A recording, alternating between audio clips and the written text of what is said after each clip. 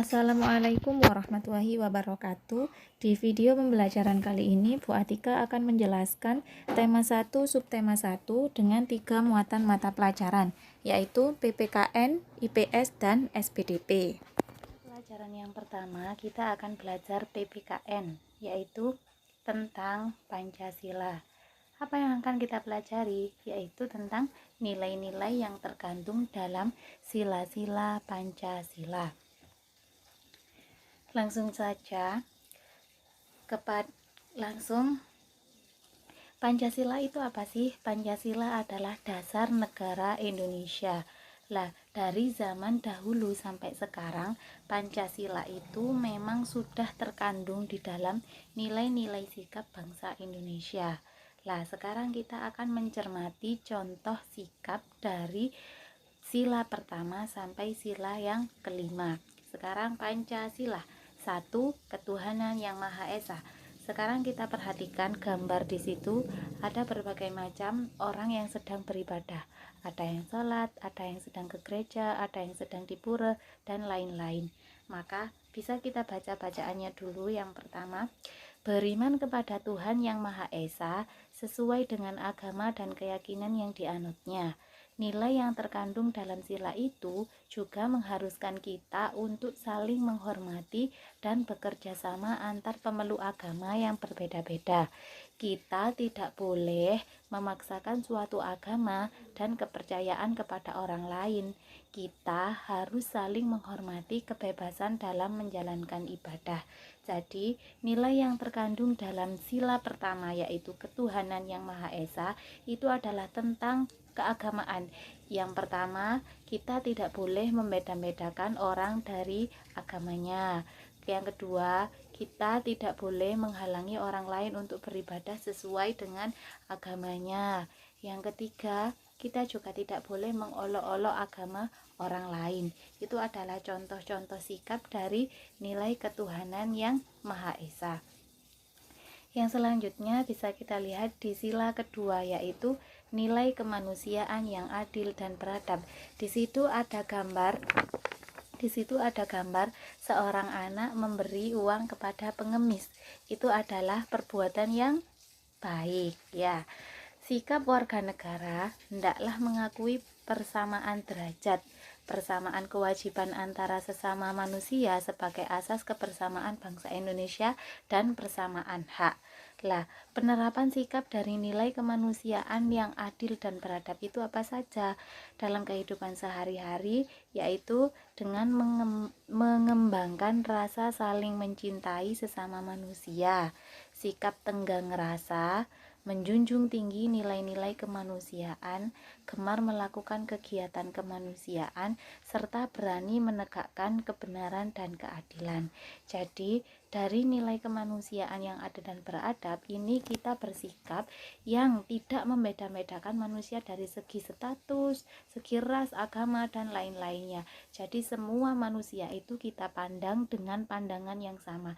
Tidak ada yang lebih tinggi dan tidak ada yang lebih rendah. Semuanya sama di mata manusia. Makanya kemanusiaan yang adil dan beradab, tidak membeda-bedakan kewajiban dan haknya. Kemudian yang selanjutnya sila ketiga, yaitu Persatuan Indonesia.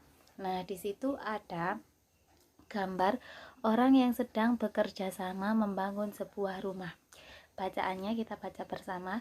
Makna dan nilai yang terkandung dalam sila ini adalah menjaga persatuan dan kesatuan negara Republik Indonesia dengan menerapkan sikap cinta tanah air, rela berkorban demi bangsa dan negara, serta memajukan pergaulan demi persatuan dan kesatuan bangsa yang berbhinneka tunggal ika. Jadi, dasar negara Indonesia adalah Pancasila, dan semboyan bangsa Indonesia yaitu Bhinneka Tunggal Ika, yang berarti berbeda-beda tetapi tetap satu jua. Artinya, meskipun di Indonesia ini terdiri dari banyak sekali suku, terdiri dari banyak sekali agama, terdiri dari banyak sekali ras dan budaya, Indonesia tetap bersatu. Meskipun di Indonesia juga banyak sekali bahasa, Indonesia juga tetap bersatu ketika kita berkomunikasi dengan orang lain selain orang Jawa, kita bisa menggunakan bahasa Indonesia. Itu adalah bahasa persatuan kita, yaitu bahasa Indonesia. Lah, contoh sikapnya dari penerapan persatuan Indonesia ini apa? Yaitu bisa cinta tanah air, terus rela berkorban demi bangsa dan negara, kemudian tidak bertengkar antar teman, kemudian tidak membeda-bedakan teman karena ras dan suku agamanya, dan yang lain-lain. Kemudian yang selanjutnya yaitu sila keempat, nilai kerakyatan yang dipimpin oleh hikmat kebijaksanaan dalam permusyawaratan perwakilan. Ini ada gambar orang yang sedang bermusyawarah. Jadi dalam sila keempat ini menekankan tentang bahwa mengambil keputusan itu penting dengan adanya musyawarah.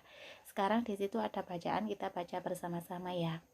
Penerapan dalam sikap sehari-hari adalah dengan mengutamakan kepentingan umum di atas kepentingan pribadi dan golongan, tidak memaksakan kehendak kepada orang lain, serta mengutamakan budaya musyawarah dalam menyelesaikan masalah dengan diliputi oleh semangat kekeluargaan. Jadi, contoh sikap penerapan sikap kerakyatan yang dipimpin oleh hikmat kebijaksanaan dalam permusyawaratan perwakilan ini diantaranya yaitu tadi yang sudah Bu Atika sebutkan. Jadi karena semua rakyat Indonesia ini memiliki kedudukan yang sama hendaknya digunakan secara sadar dengan mengutamakan kepentingan negara dan masyarakat. Jadi tidak boleh mementingkan kepentingan golongannya sendiri atau kepentingan pribadi. Kemudian yang selanjutnya yaitu nilai keadilan sosial bagi seluruh rakyat Indonesia, di mana ini adalah sila kelima Pancasila.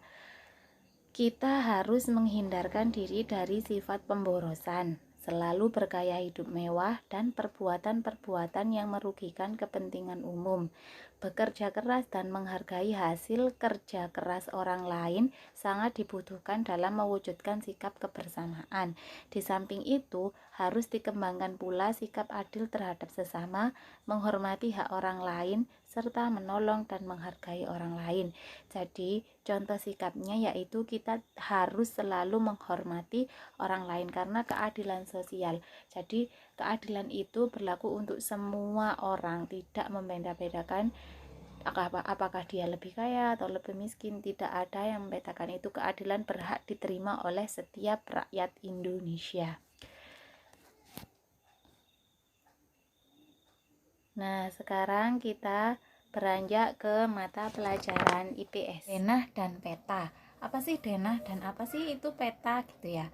Denah merupakan gambaran tentang tata letak dalam suatu ruangan atau tempat. Gambaran yang lebih luas dibandingkan dengan denah adalah peta. Jadi, denah itu adalah gambaran tata letak suatu ruangan atau tempat. Lah, kalau yang lebih luas dinamakan dengan peta, kayak denah rumah, itu kan tempat yang sempit. Kemudian kalau peta Indonesia itu kan luas sekali, maka dinamakan dengan peta. Peta merupakan gambaran dengan menggunakan skala tertentu mengenai suatu daerah. Skala ini maksudnya dari gambar aslinya dia itu diperkecil seberapa gitu loh. Lah ini kita lihat bedanya antara denah dengan peta. Gambar pertama ini adalah gambar denah, seperti denah lokasi, mau kemana itu ditentukan dengan denah karena dia tempatnya lebih sempit. Lah kemudian sekarang kita lihat peta. Peta itu peta Indonesia, peta Pulau Sumatera, Pulau Jawa, Pulau Kalimantan, Sulawesi, dan Papua. Itu adalah suatu tempat yang lebih luas. Ini ya bedanya antara denah dan peta, bisa dilihat pada gambar.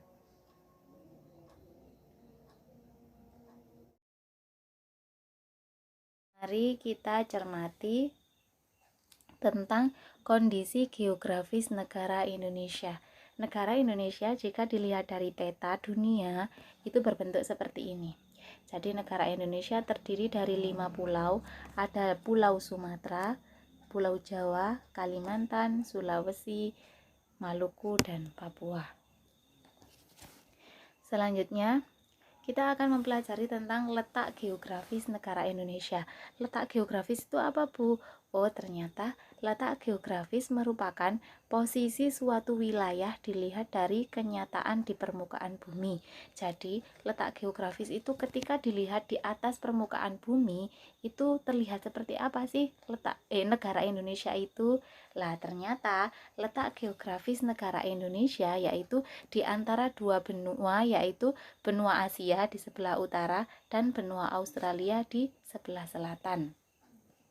Selain itu, Indonesia juga terletak di antara Samudra Hindia dan Samudra Pasifik. Negara Indonesia terdiri dari lautan dan daratan. Jadi wilayah negara Indonesia tidak hanya daratan saja, tetapi juga terdiri dari lautan. Luas daratan negara Indonesia yaitu 1.922.570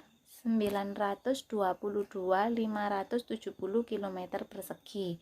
Sedangkan luas lautannya 3.257.483 km persegi. Hal ini menunjukkan bahwa luas Indonesia sebagian besar terdiri dari lautan. Lah, maka dari itu Indonesia disebut dengan negara maritim karena sebagian besar wilayahnya terdiri dari perairan dan sebagian besar rakyat Indonesia bermata pencaharian sebagai nelayan. Kemudian, negara Indonesia terdiri dari 13.466 pulau yang terbentang dari Sabang sampai Merauke. Indonesia merupakan negara kepulauan terbesar di dunia. Jadi, seluruh dunia itu yang mempunyai pulau paling banyak adalah Indonesia. Sekarang mari kita buktikan bahwa Indonesia itu dilihat dari permukaan bumi, dia itu memang diapit oleh dua benua dan dua samudra. Sekarang kita cermati peta di layar. Oke, ini adalah letak Indonesia yang ada panahnya. Kemudian di sini ada petunjuk arah. Di atas adalah utara, yang bawah adalah selatan, yang samping kanan adalah timur, yang samping kiri adalah barat. Nah, di atas Indonesia ada benua Asia dan di bawahnya Indonesia ada benua Australia. Jadi ketika dilihat di atas permukaan bumi, Indonesia terletak di antara benua Asia yang di sebelah utara dan benua Australia yang di sebelah selatan. Kemudian Indonesia juga terletak di antara dua pulau, yaitu Pulau Pasifik dan Pulau Samudra, yaitu Samudra Pasifik dan Samudra Hindia. Yang Samudra Pasifik ini berada di timurnya Indonesia dan Samudra Hindia berada di baratnya Indonesia. Ini ya bisa kita buktikan sendiri. Jadi Indonesia utaranya adalah benua Asia dan selatannya adalah benua Australia, kemudian timurnya adalah Samudra Pasifik dan sebelah baratnya adalah Samudra Hindia. Nah, sekarang kita akan mempelajari tentang batas-batas negara Indonesia. Jadi negara Indonesia itu batasnya sampai mana sih? Tuh. Kita perhatikan arah mata angin. Sebelah utara atau yang di bagian atas, Indonesia itu berbatasan dengan negara Malaysia, kemudian negara Singapura, dan negara Filipina. Yang perairannya yaitu Laut Cina Selatan yang di sekitar atas itu. Kemudian di sebelah selatan atau bawah, Indonesia berbatasan dengan negara Timor Leste, ya, Timor Leste atau Timor Timur. Kemudian berbatasan dengan Australia dan Samudra Hindia. Kemudian di sebelah timur atau sebelah kanan, Indonesia berbatasan dengan Papua Nugini dan Samudra Pasifik. Nah, yang terakhir di sebelah barat atau sebelah kiri, Indonesia berbatasan dengan Samudra Hindia, ya, yang di tempat arah mata angin itu. Selanjutnya yaitu mata pelajaran SBDP. Kita akan belajar tentang gambar cerita atau gambar ilustrasi. Gambar ilustrasi merupakan gambar yang mendukung isi sebuah bacaan atau teks. Jadi, jika ada gambar di dalam suatu teks, maka gambar itu adalah gambar ilustrasi karena gambar tersebut mendukung isi bacaan suatu teks. Jadi, memperjelas teksnya. Misal, contoh di sini ada gambar 2 orang yang sedang berada di dalam kandang kelinci. Lah, ceritanya Pak Rudi mengajak Edo ke kandang kelinci miliknya. Kandangnya sangat luas, kelincinya banyak sekali. Ini adalah gambar ilustrasi yang menceritakan tentang cerita Pak Rudi dan Edo yang sedang ke kandang kelinci. Selanjutnya, gambar ilustrasi dibedakan menjadi 2, yaitu satu gambar foto, bisa dilihat contohnya, ini merupakan gambar foto. Yang kedua adalah gambar tangan. Ini gambar tangan, gambar yang dibuat oleh tangan.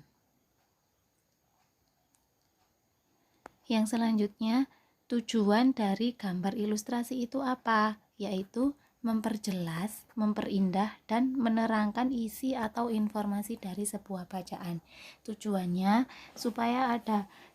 Tujuannya dengan adanya gambar ilustrasi diharapkan cerita itu akan lebih jelas dan lebih indah dan lebih enak dipandang.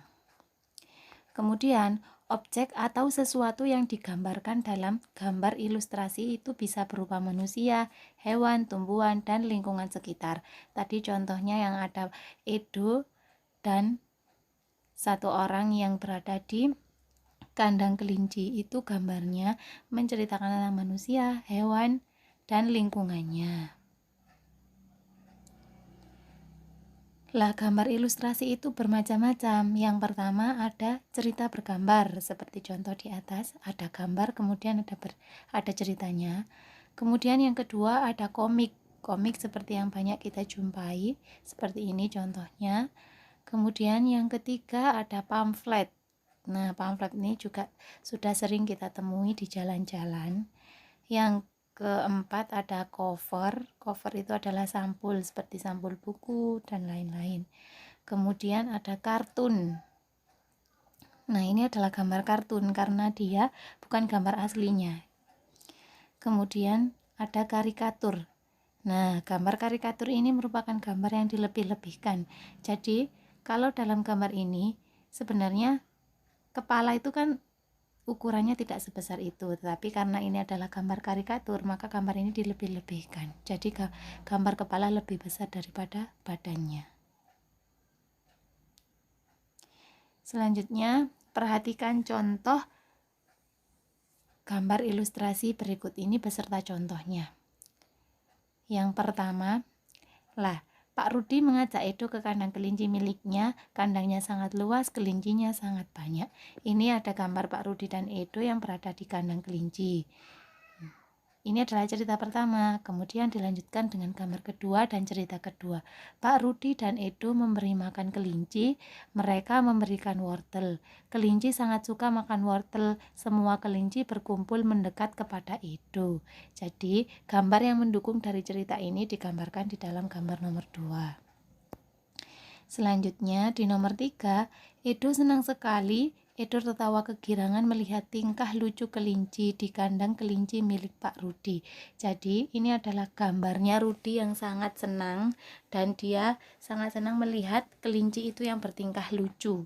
Kemudian yang keempat, semakin lama diamati, tingkah lucu kelinci semakin menggemaskan. Edo pun ikut berlarian mengejar kelinci.